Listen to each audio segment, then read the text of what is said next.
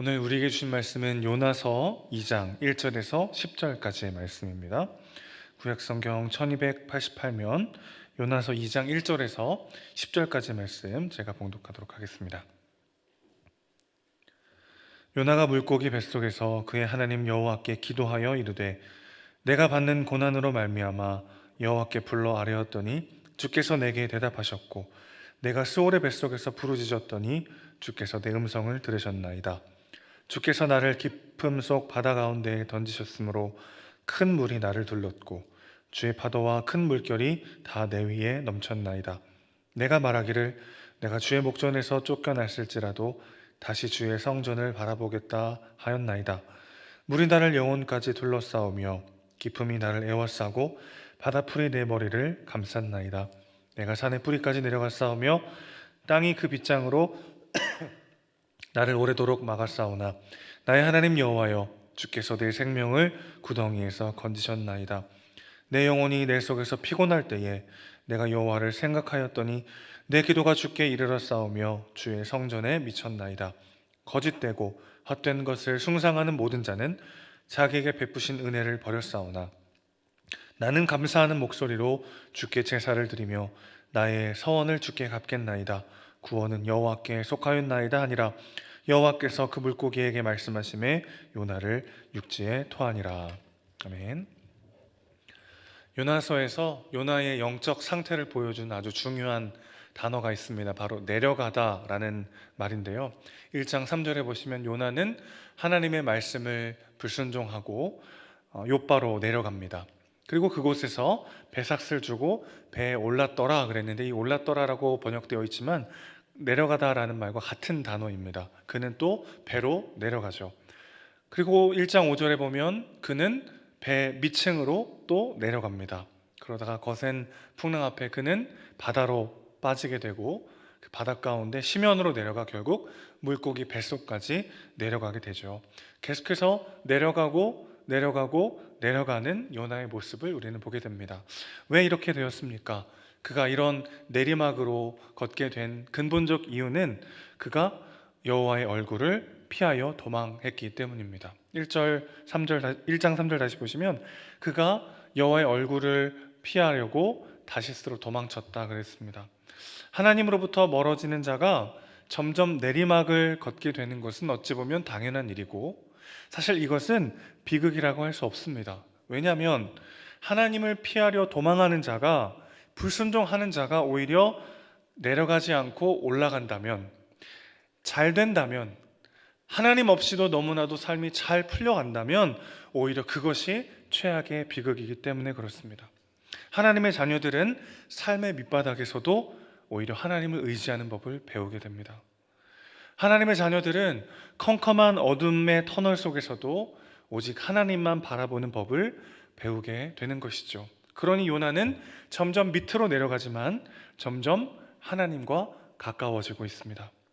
우리의 인생길이 내리막이냐 오르막이냐보다 중요한 것은 우리가 더욱 하나님을 깊이 경험하고 있는가, 하나님의 임재를 누리고 있는가라고 하는 것이죠.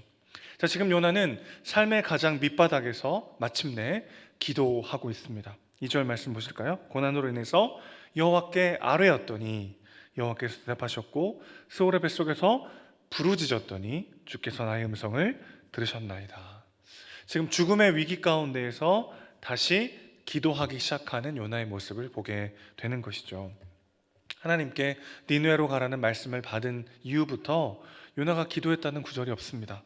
풍랑의 위기 속에서도 그는 하나님께 간구하지 않습니다. 차라리 나를 바다에 던지라고 선원들에게 말했지 하나님께 이 풍랑을 잔잔케 해달라고 물리쳐달라고 기도하지 않았던 요나죠. 그럼 그가 다시 기도하기 시작했다는 것이죠.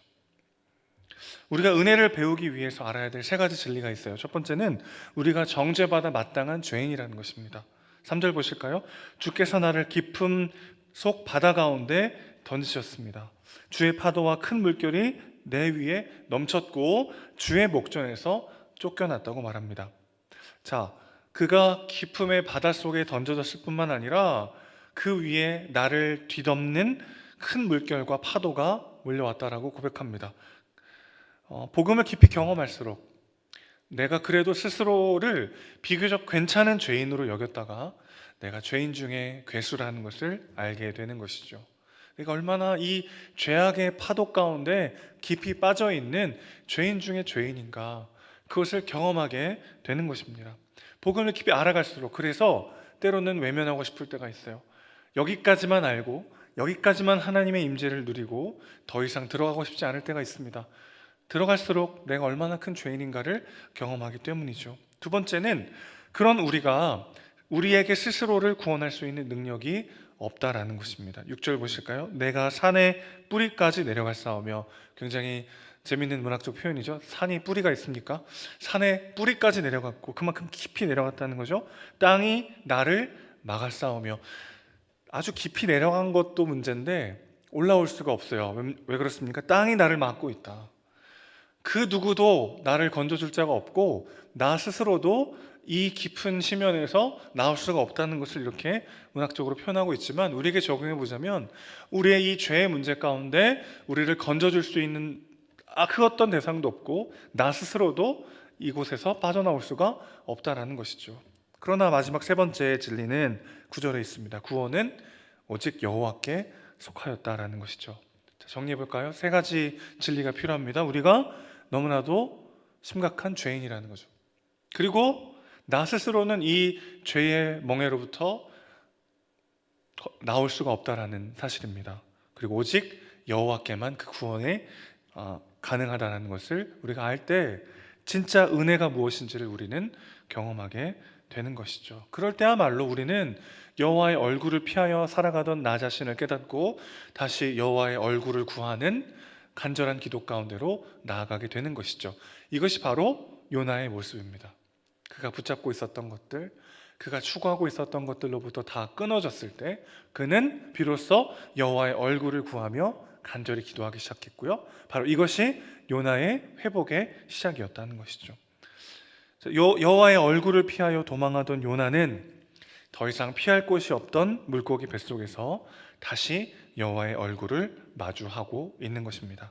이 얼굴이라는 기관은 굉장히 독특한 기관인데, 성경에서 보통 하나님을 만나거나 하나님을 구하거나 그럴 때 여호와의 얼굴이라는 표현이 많이 나옵니다. 얼굴은요, 우리 몸의 여러 기관 중에 감정 표현이 드러나는 아주 독특한 기관이죠. 여러분, 손을 보면서 그 사람의 감정을 느끼긴 어려워요, 그렇죠? 물론 이렇게 막 손이 덜덜 떨린다면 뭐 저 사람이 불안한가 싶기도 할 텐데, 막 화가 나서 떨릴 수도 있고 밥을 안 먹어서 떨릴 수도 있고, 그렇죠? 뭐 다양한 가능성이 있습니다. 근데 얼굴은 우리가 어떤 감정을 느끼는지가 드러나는 거의 유일한 기관이기도 해요. 그러니까 여호와의 얼굴을 구한다는 건 어떤 뜻이에요? 그분의 사랑, 그분의 용납, 그분의 은혜를 경험하기를 원한다는 간절한 갈구인 것이죠. 다시 요나는 하나님 앞으로 달려가고 있습니다. 가장 밑바닥에서요, 그 어디도 갈 수 없는 죽음의 위기 가운데에서 요나는 비로소 은혜를 경험하고 있는 것이죠. 그러니 하나님의 백성에게, 하나님의 자녀들에게 인생의 밑바닥과 퇴로가 차단된 어둠의 터널은 그저 비극이고 저주가 아니라 진짜 하나님의 은혜가 무엇인지를 경험할 수 있는 삶의 너무나도 소중한 순간일 수 있다는 것입니다. 물론 그 자리가 유쾌하진 않아요, 그렇죠? 그 자리가 뭐 기다려진다거나 그 자리가 좋은 건 아닙니다. 그러나 그것이 그저 비극으로 끝나지 않도록 오히려 다시 하나님의 상상치도 못했던 놀라운 은혜를 경험할 수 있도록 하나님은 그 자리를 위대하게 역전시키신다는 것이죠. 이것이 하나님께서 우리에게 주시는 잔인한 자비입니다. 부모는 자녀에게 자녀를 사랑하기 때문에 가혹할 때가 있죠. 자녀가 원하는 대로 하지 못하도록 막을 때도 있고요. 자녀가 좋아하는 것들을 끊어버릴 때도 있고요. 자녀가 눈물 흘리며 애타게 갈구해도 애써 외면할 때가 있습니다. 사랑하지 않아서가 아니라 사랑하기 때문에 자녀에게 가혹해야 할 때도 있죠. 하나님은 우리를 사랑하시기 때문에 내가 기도한 것보다 더 귀한 것으로 우리에게 주시는 분이십니다. 그러나 동시에 하나님은 우리를 사랑하시기 때문에 우리가 모든 것을 잃어버리는 지경에 빠지도록 허락하시기도 하는 것이죠. 그래서 우리가 더욱 하나님을 의지하고 하나님의 그 크신 은혜를 경험하도록 우리를 만드신다는 것입니다. 그러니 어울리지 않는 두 단어지만 잔인한 자비라고 표현할 수 있는 것이죠. 요나는 이 모든 것을 잃게 되자 비로소 하나님을 붙잡았습니다. 이렇게 되기 전에 하나님을 붙잡는 인생은 더 복된 인생이겠습니다만은, 오늘 우리는 너무나도 심각한 상황, 문제, 고난 가운데 오히려 그 자리를 복된 자리로 바꾸시는 하나님의 은혜를 경험하게 되는 것이죠. 동일한 은혜가, 동일한 사랑이 우리 가운데 쏟아지고 있음을 믿음으로 바라보며 어두운 터널을 걸어가는 중에도 빛이 되시는 그 하나님의 얼굴을 구하고 담대히 주님과 동행하는 우리 모두가 되기를 소망합니다. 자, 그런데 이 진짜 삶의 밑바닥이요, 죽음의 위기를 겪고 있는 이 고난을 통과하면서도, 그래서 너무나도 놀라운 하나님의 은혜를 경험하고 나서도 시퍼렇게 살아있는 요나의 자아를 우리는 또한 본문을 통해 마주하게 됩니다. 요나는 끝내 회개하지 않고 있어요. 그의 기도가 굉장히 감격스럽고 감사와 하나님을 향한 찬양으로 가득하다는 것은 자명하지만, 그러나 회개는 빠져 있다는 것을 우리는 보게 됩니다. 요나는 끝내 하나님께 설득되지 않았어요. 오히려 그는 은근슬쩍 이방인과 자신이 얼마나 다른가를 이야기합니다. 8절 보실까요? 거짓되고 헛된 것을 숭상하는 자는 자기에게 베푸신 은혜를 버렸지만 나는 감사하는 목소리로 주께 제사를 드리며 나의 서원을 갚겠습니다. 그는 죽음의 고통을 지난 후에도 여전히 자기 자신에게 집중하고 있어요. 그는 여전히 자기가 왜 은혜 받을 수밖에 없는 사람인지를 말하고 있습니다. 요나에게 필요한 것은 지금 회개인데 그는 이 순간에도 자신의 의로움을 내보이고 있는 것이죠. 너무나 절망적입니다. 죽음의 고통을 겪고 난 이후에도 그의 완악한 자아는 완전히 깨지지 않고 있어요. 결국 요나서 끝까지 요나의 극적인 변화는 일어나지 않습니다. 박넝쿨을 예비하시면서까지 이방인을 향한 하나님의 마음을 알게 하시려고 설득하셨지만 요나는 끝내 동의하지 않죠. 요나서가 여러분 어떻게 끝납니까? 4장 보시면 수많은 생명들이 살고 있는 이 큰 성읍 니느웨를 내가 아끼는 것이 당연하지 않겠느냐 라고 말씀하시는 이 하나님의 호소와 요나의 침묵으로 요나서가 끝나게 되죠. 너무나도 절망적인 모습입니다. 고난을 통과하고 전적인 하나님의 은혜를 경험하면 조금씩 변화되는 것 같은데, 그럼에도 불구하고 여전히 시퍼렇게 살아있는 나의 옛사람과 나의 나된 죄악된 본성들이 우리를 또 넘어뜨릴 때가 얼마나 많이 있습니까? 그러나 이것은 요나서의 결론이 아니었습니다. 요나서의 진짜 엔딩은 요나의 침묵이 아니에요. 우리는 분명 요나서에서 죽음의 위기마저 꺾지 못하는 요나의 강력한 자아를 마주하지만, 동시에 그런 완악한 자아도 감히 끊어내지 못하는 더 강력한 하나님의 사랑을 보게 되는 것이죠. 여러분, 우리의 완악함보다 하나님의 사랑이 더 큽니다. 우리의 연약함보다 하나님의 자비가 훨씬 더 큽니다. 우리의 상처보다 하나님의 치유가 큽니다. 우리의 죄악보다 하나님의 은혜가 훨씬 더 큰 것이죠. 그분의 그러하심 때문에 오늘 우리가 이 자리에 있습니다. 사랑하는 성도 여러분, 이 진리를 붙잡으시기를 주님의 이름으로 축원합니다. 나의 어떠함이 아니라 하나님의 하나님 되심으로 말미암아 오늘 내가 이 자리에 있다는 것을 기억하고, 오늘도 나의 부족함, 나의 죄성, 나의 또 다른 넘어짐, 내가 마주한 현실의 어려움을 바라보며 낙심하고 절망하는 것이 아니라 그것보다 훨씬 더 크신 하나님이요, 내 문제보다 크시고 나의 약함보다 크신 그분의 강함을 의지하여 다시 일어서기를 멈추지 않는 저와 여러분 되시기를 주님의 이름으로 축원합니다. 오늘도 그 아버지의 품 안에서 내 영은 안전합니다. 넘어지고 쓰러지고 초라하고 또다시 죄악 가운데 빠지는 우리지만, 그러나 우리를 끝까지 포기하지 않으시고 우리를 손잡아 주시고 마침내 하나님의 완전한 자녀로 완성하시는 그 하나님의 위대하시고 신실하시고 변함없는 사랑과 능력과 은혜가 오늘 저와 여러분 가운데 쏟아지고 있음을 믿음의 눈으로 바라보며 하나님 붙잡고 오늘을 살아내는 저와 여러분 되시기를 주님의 이름으로 축원합니다. 아멘. 기도하겠습니다. 아버지 하나님, 절망의 깊은 수렁 가운데 모든 것이 끊어지고 모든 것을 볼 수 없는 바로 그 자리에 가서야 요나는 하나님께 기도하기 시작했습니다. 삶의 밑바닥에서 외로움과 고통과 두려움에 휩싸일 때 우리는 비로소 하나님 한 분이면 내 인생에 충분하다는 것을 배워갑니다. 주님, 그렇게 하나님의 자녀들에게는 인생의 밑바닥도 비극으로 끝나지 않는다는 것을 다시 한번 깨닫게 하시니 감사합니다.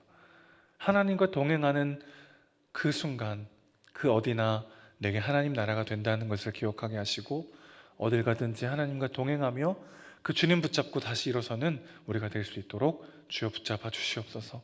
또다시 경험하는 나의 민낯과 나의 나태함과 연약함과 부족함과 죄성 때문에 내가 나 스스로를 용서할 수 없고, 현실의 부족함과 연약함 때문에, 현실의 어려움 때문에 또다시 낙심하는 우리지만, 그러나 우리의 약함보다 크신 하나님의 능력을 바라보게 하시고, 우리의 죄악보다 크신 하나님의 은혜를 신뢰하게 하시고, 나의 어떠함이 아닌 하나님의 하나님 되심으로 말미암아 우리를 구원하시고 인도하시고 완성하시는 하나님의 놀라운 사랑과 은혜를 삶의 모든 영역, 모든 순간 경험하는 우리 모두가 될 수 있도록 주여 우리의 몸과 마음을 주관하여 주시옵소서. 우리의 사랑이시고 주인이신 예수님의 이름으로 기도합니다. 아멘.